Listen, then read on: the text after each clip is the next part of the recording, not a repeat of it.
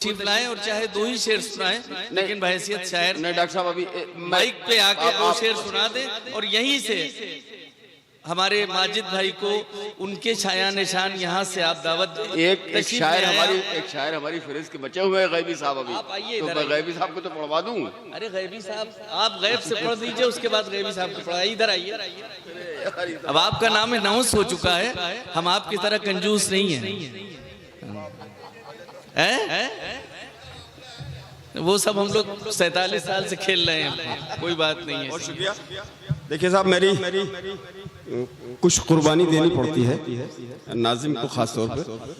गैबी साहब अभी हमारी फहरिस्त में है और डॉक्टर माजिद देवबंदी साहब हैं, तो मैं चाहता था कि डॉक्टर माजिद देवबंदी जिस वक्त शेर पढ़ें उसके बाद अगर वो इजाज़त दें तो मैं कुछ शेर सुना दूँ, लेकिन अब वो अपने छोटे भाई की जिद भी पूरी करनी जरूरी है। इस वक्त सदारत जो है डॉक्टर माजिद देवबंदी साहब की है। आपसे अजान के बाद आपसे सदारत अदा की,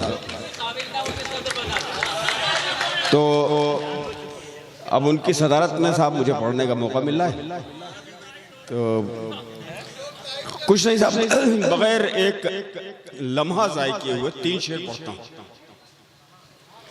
समाज की बात सुनाओ शोला भाई, अब बस सुन लो यार, कभी कभी शरीफ लोगों की बात भी सुनी जाती है। अच्छा 3 शेर समाज की है हजरात। अर्ज करता हूँ कि ख्वाब देखने वालों रात की स्याही से सुबह कैसे होती है तुम नहीं समझ सकते। बेटा ख्वाब देखने वालों रात की स्याही से सुबह कैसे होती है तुम नहीं समझ सकते। आंख खुश्क होने पर, दर्द के बिछोने पर रूह कैसे रोती है तुम नहीं समझ सकते।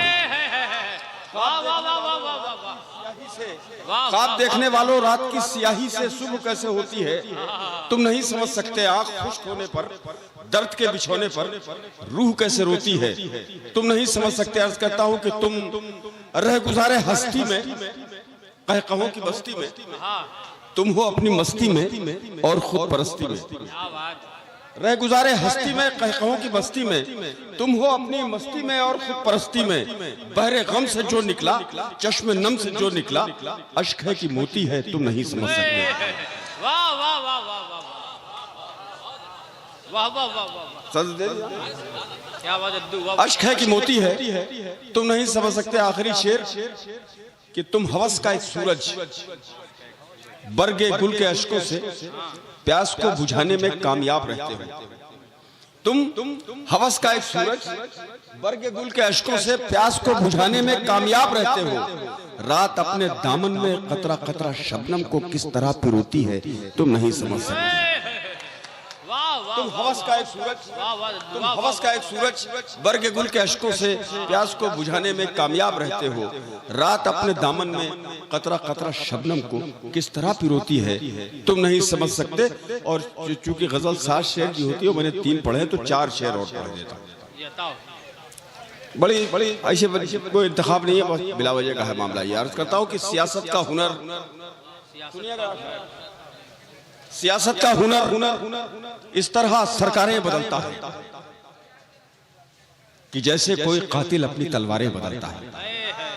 सियासत का हुनर इस तरह सरकारें बदलता है कि जैसे कोई कातिल अपनी तलवारें बदलता है। और भरोसा जिसको अपने दस्तों बाजू पर नहीं होता, वही मल्लाह कश्ती और पतवारें बदलता है। भरोसा जिसको अपने दस्तों बाजू पर नहीं होता। वाह